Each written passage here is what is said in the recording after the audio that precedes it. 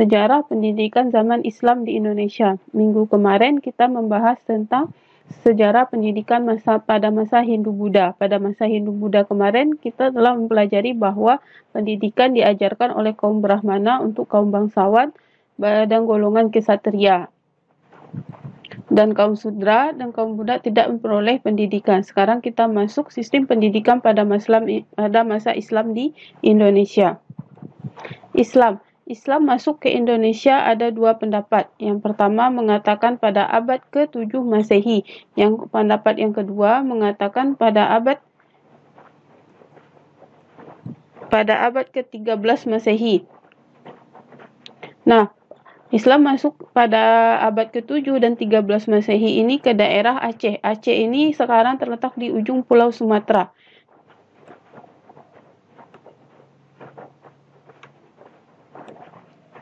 Proses masuk dan berkembangnya agama Islam. 1. Melalui perdagangan. Perdagangan di sini karena letak Indonesia yang cukup strategis, kaya dengan rempah-rempah, mengundang para pedagang dari luar untuk berdagang dan membeli rempah-rempah ke Indonesia, sehingga terjadilah proses masuknya agama Islam dan memperoleh pendidikan Islam.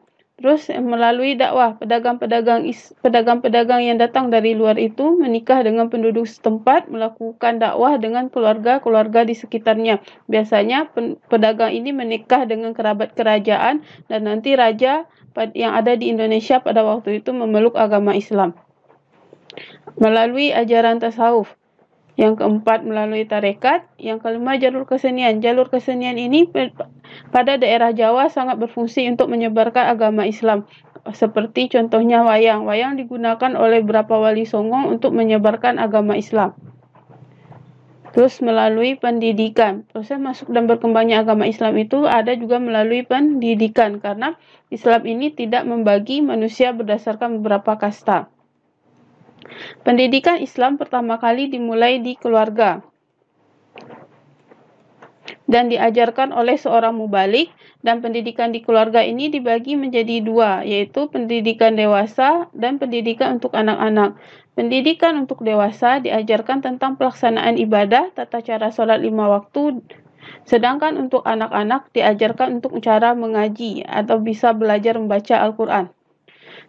Selain di keluarga, ada sistem pendidikan langgar namanya yang bersifat elementer. Sistem pendidikan langgar ini diajarkan secara individual, diajarkan pada jam 2 pagi atau sore. Terus pembayarannya bisa berupa benda dan uang. Benda ini bisa kebutuhan pokok atau siswanya nanti membantu guru mereka ikut berkebun atau berladang. Terus yang diajarkan di sini adalah murid dapat membaca Al-Quran dengan fasih dan berirama. Surau terkenal di Provinsi Sumatera Barat. Surau ini sebelum masuknya agama Islam berguna untuk ritual tempat penganut agama Hindu-Buddha. Terus yang kedua tempat tidur pemuda. Yang ketiga pemujaan roh nenek moyang.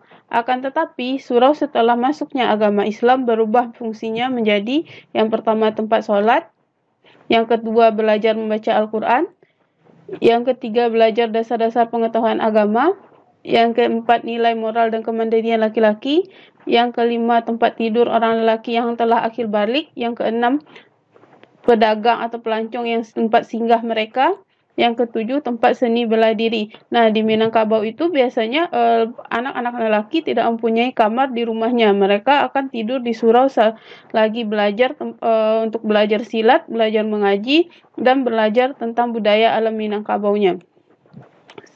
Selain di surau, ada pendidikan pesantren. Pendidikan pesantren ini, para siswanya diasramakan di sebuah pondok. Dan pondok ini dibiayai oleh masyarakat atau guru. Siswa di pondok pesantren ini disebut dengan santri. Yang dipelajari di pondok pesantren ini adalah dogma agama, fikih atau fikih kewajiban tentang sholat 5 waktu, membayar zakat, haji, puasa bulan Ramadan, dan naik haji bagi yang mampu. Pendidikan madrasah. Pendidikan madrasah pertama kali diperkenalkan oleh Nizam el-Muluk. Yang diajarkan di pendidikan madrasah ini adalah ilmu ketuhanan dan ilmu obat-obatan serta ilmu astronomis. Di pendidikan madrasah ini memiliki jenjang. Guru dibayar berupa uang dan tidak lagi berupa benda, benar-benar dalam bentuk uang. Hubungan guru dengan siswanya bersifat sangat longgar. Peralihan dari sistem pendidikan dan pengajaran Hindu ke Islam kita bisa lihat dari tipe guru. Pada masa Hindu ada guru golongan bangsawan dan guru petapa namanya. Sedangkan pada masa Islam, guru itu kebanyakan Islam itu diajarkan oleh wali songo. Sistem pendidikan Islam pada masa kerajaan bisa kita lihat di Kerajaan Samudra Pasai. Kerajaan Samudra Pasai, materi pendidikan dan pengajaran agama di bidang syariat tentang fikih dan mazhab Syafi'i yang mereka ajarkan. Yang kedua, sistem pendidikannya berupa majlis taklim dan halaqah.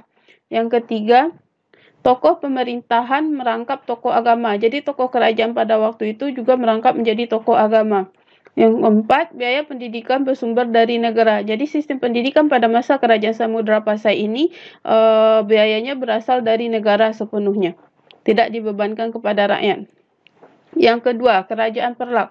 Pusat pendidikan Islam pada waktu itu dinamakan dengan Dayahchot Kuala, yang sekarang disebut dengan perguruan tinggi. Materi yang diajarkan itu berupa bahasa Arab, tasawuf, tauhid, akhlak, ilmu bumi, ilmu bahasa, sastra Arab, sejarah, tata negara, ilmu falak, dan filsafat. Itu yang diajarkan di Kerajaan Perlak tentang sistem pendidikan pada masa itu. Kerajaan Aceh Darussalam. Kerajaan Aceh telah mengenal sistem madrasah atau munasah. Munasah ini memiliki dua fungsi umum dan fungsi khusus. Fungsi umumnya sebagai tempat belajar agama, yang kedua sebagai tempat sekolah dasar. Sedangkan fungsi umumnya itu sebagai tempat ibadah solat 5 waktu untuk warga kampung, tempat solat tarawih serta membaca Al-Quran, terus tempat kenduri maulid pada bulan Muharram, tempat menyerahkan zakat fitrah. Yang terakhir, tempat musyawarah, tempat mengadakan perdamaian. Sekian materi hari ini. Assalamualaikum warahmatullahi wabarakatuh. Kita lanjutkan nanti diskusi di